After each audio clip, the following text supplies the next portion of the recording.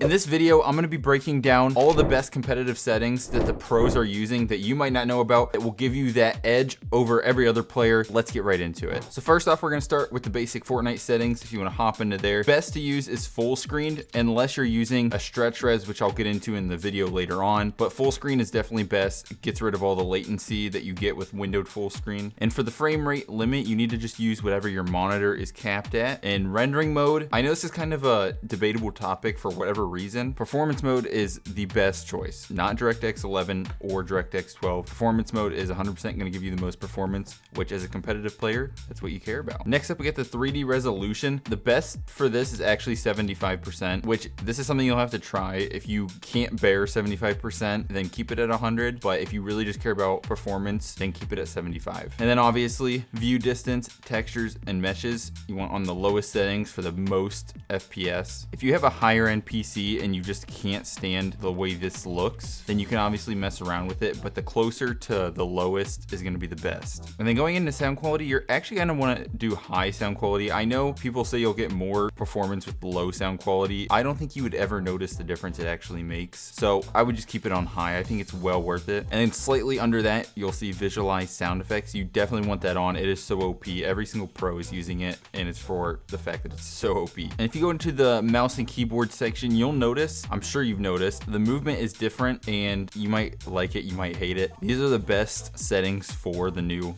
movement. So 64, 90, and then 122. Give that a try. You'll probably notice the biggest difference with that. And that's going to be it for the Fortnite settings. And then quickly, I'm going to touch on this before we go out of Fortnite. In your locker, this is the best loadout for no delay, because if you don't know, any skin, pickaxe, back bling that has effects, for example, this Starbolt pickaxe, it clearly has ongoing effects, they cause delay. So these skins and pickaxes right here will give you 0 delay because there's no effects whatsoever, which is why a lot of the pros use them. Now, going a step back from Fortnite and into the Epic Games launcher, you're gonna want to go to your library here, and you're gonna click these 3 little dots on Fortnite, go to options, and then unless you play Save the World, you want to make sure this is unchecked, turn high resolutions off, and then pre-download streamed assets, you actually want this turned on. And the reason for this is because before you go in the matches, Fortnite's gonna pre-download all the skins, pickaxes, compared to if you have this turned off, then Fortnite is going to actively download those assets while you're playing, which is gonna cause delay. And then you just click apply. And then while Fortnite's updating those settings, you can minimize out of that. Now, if you go into your Windows settings here, you're gonna wanna look up graphics and then go to your graphics settings. And then you wanna make sure this is turned on if it's not already. Come slightly down, go to browse, and then you're gonna follow along here. You're gonna go to wherever your Fortnite is downloaded at. There we go. And then you're going to want to find Fortnite client Windows 64 shipping.exe. For me, it was Fortnite game, binaries, Windows 64, and then it was right here. It'll be the same for you. It's just a matter of if it's in your D drive or C drive. You'll just click on it and then press add, and then it'll pop up down here. You want to go to it and click options, and then just make sure it's set to high performance. That way your graphics card runs it at the highest performance possible. Now, some miscellaneous tips, I guess you could say.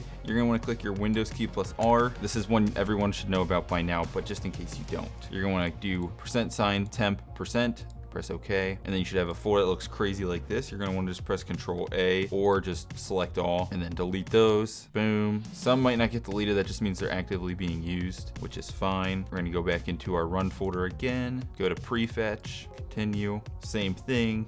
Just want to delete all of this. Boom. And then finally one more, and it's just going to be temp without the % signs. And then you're going to make sure you go in your recycling bin and delete all of that. There we go. You get all the junk off your PC. Now, this is going to be an exclusive tip for my Nvidia users, but if you use AMD, you might be able to follow along if you have something similar. But for us Nvidia people, you're going to want to pull up your Nvidia control panel, which you can do just by searching in the bottom left. Now, this is where I was kind of pre-hinting in the beginning for stretched res. I'm not going to get too much into it because I have videos on how to really do it, but from here, this is how you do it. Change resolution, and then 1280 by 960. Yeah, 1280 by 960 is the best stretch resolution in my opinion, especially if a lower end PC, because this will boost your performance like crazy. But this is something you kind of have to play around with. I have plenty of videos going over different resolutions. Okay, now for the performance side of things, you're going to go to manage 3D settings, and you're going to want to just copy here what I have. So a lot of this will already be how it is on yours, but you just want anything like this turned off.